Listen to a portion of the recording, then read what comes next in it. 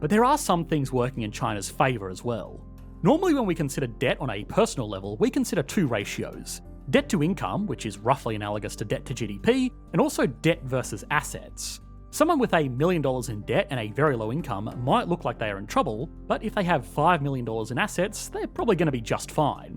Now, the reason that we normally don't consider this when looking at governments is that over the last several decades, they generally don't hold that many assets, especially when compared to households. The federal government of the USA, for example, obviously has some assets. A vast array of military and civilian equipment, government buildings, some state-owned infrastructure, gold in Fort Knox, and a lot of federal land, but all of this is still relatively incidental compared to its debt. The Bureau of Fiscal Services estimates that these assets are collectively worth about $5.6 trillion.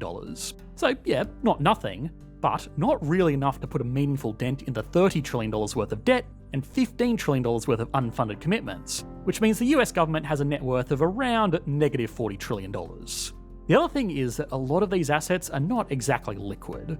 There has actually been growing talk about selling off federal land holdings in western states to help pay down some debt. But releasing that much real estate onto the market could significantly destabilise the local economy, and ultimately it would take decades without accepting fire sale prices.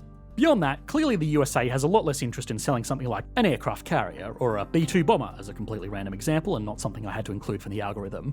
Anyway, that's why wealth isn't really a consideration for countries like the USA and most advanced nations for that matter. But China is different.